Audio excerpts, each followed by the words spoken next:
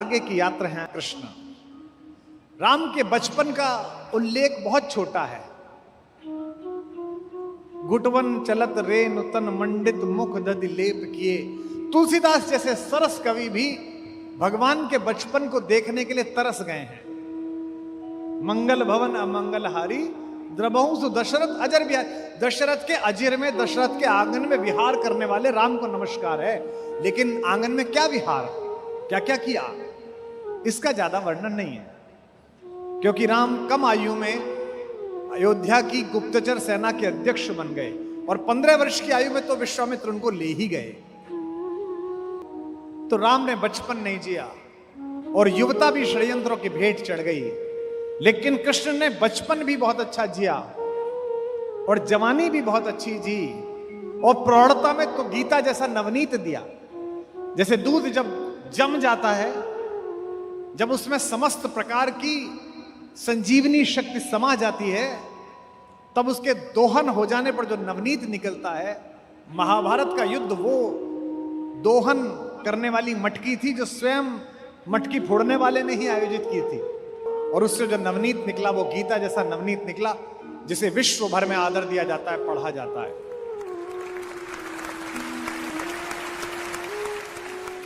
राम के जीवन में अर्थ है और कृष्ण के जीवन में रस है। इसका मतलब यह नहीं है कि अर्थ नहीं है, रस ही सबसे बड़ा अर्थ है। नृत्य करते समय कई बार नर्तक जब स्थिति को भूल जाए कि वो कहां नाच रहा है, कलाकार जब पेंटिंग बनाता हुआ ये भूल जाए कि कितनी देर से उसने पानी नहीं पिया है, गायक सुर लगाता हुआ जब ये भूल जाए कि वो चौराहे पर है कि एकांत में है, तो उस अनहद सीमा को रस कहा जाता है। भगवान कृष्ण 24 घंटे इस रस की सिद्धा अवस्था में रहते हैं। यह संकल्प और यह सौंदर्य पैदा होता है कि इस जहर के सबसे बड़े प्रतीक जहरीले काले नाग के फन पर चढ़कर भी आप बांसुरी बजाकर डांस कर सकते हैं, नृत्य कर सकते हैं। तभी से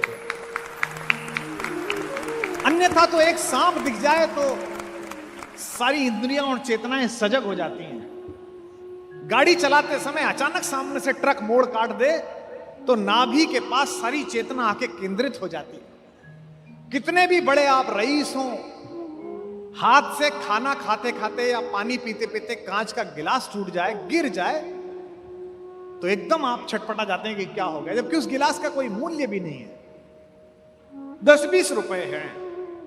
आपत्ति के आते ही सजग हो जाने का कार्य अर्थ कराता है, और आपत्ति संपत्ति अनापत्ति के बीच सजग रहकर बांसुरी बजाने का काम करने वाला कन्हैया कहलाता है, सिद्ध कहलाता है।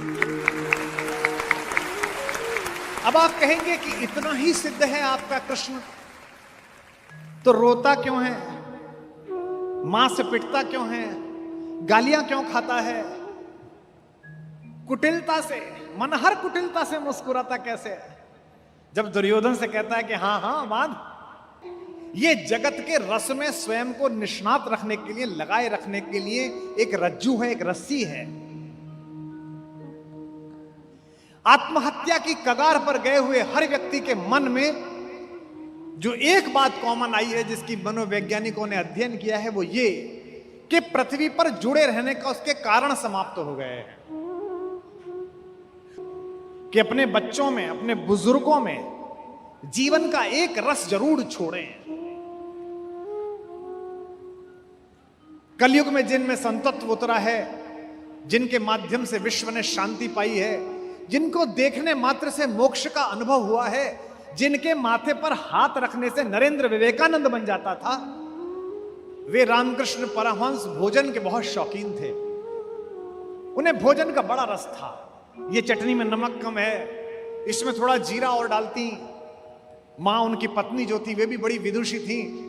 कलकत्ते के काली मंदिर के मुख्य पुजारी थे रामकृष्ण परमहंस, आप जानते हैं, और काली से बात करते थे, संवाद करते थे, सब जानते हैं। लेकिन खाना खाते समय बहुत टीका टिप्पणी करते थे।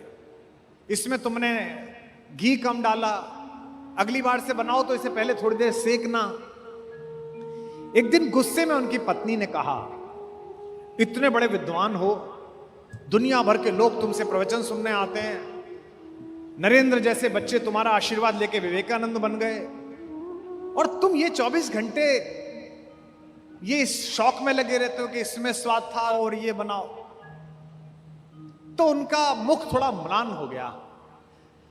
रात्रि में शयन के समय उन्होंने अपनी पत्नी और मां से कहा, जो हमारी मां है, उन्होंने कहा कि तू जानती है, इस पृथ्वी में बने रहने का मेरा एकमात्र रस भोजन है, और मैं तुझे एक बात बता रहा हूं, जिस दिन मुझे भोजन में रस आना बंद हो जाए, उसके 1 हफ्ते बाद मैं पृथ्वी छोड़ दूंगा। और ऐसा ही हुआ। एक दिन उन्होंने खाना खाया, उनके बाद मां ने खाना खाया। मां ने कहा, आप अजीब आदमी है, इस सब्जी में मैं नमक डालना भूल गई, आपने बताया ही नहीं। उन्होंने कहा, मुझे तो पता ही नहीं चला। मां ने तुरंत तार भेज के नरेंद्र को बुलवाया कि तुम्हारे गुरुदेव के समय पृथ्वी पर कम रह गया है। और 6ठे दिन बाद रामकृष्ण परमहंस ने स्वामी विवेकानंद की गोद में शरीर छोड़ दिया, प्राण छोड़ दिया। जीवन का रस बनाए रखने के लिए एक रज्जू डालनी जरूरी है। राम से ही यात्रा कल से चल रही है। राम के दुख ने विश्व को बांधा है। राम के कष्ट ने दुनिया को एक साथ बांध दिया है। वनवास के लिए निकला है वो सुदर्शन युवक, तो पूरा विश्व रोया है। तापस वेश विशेष उदासी, 14 बरस राम वनवासी। हमारे उत्तर प्रदेश में गांव में गीत गाया जाता है, कौन नरेशवा के देशवा उजरी गए भी। ये कौन सा राजा है जिसने अपना घर बर्बाद करके इतने प्यारे बच्चों को जंगल भेज दिया है। महिलाएं बात कर रही हैं। अब पंक्ति आती है कृष्ण पर और राम पर, राम के दुख ने विश्व को बांधा है और कन्हैया के आनंद ने विश्व को बांधा है। यह अंतर है, क्योंकि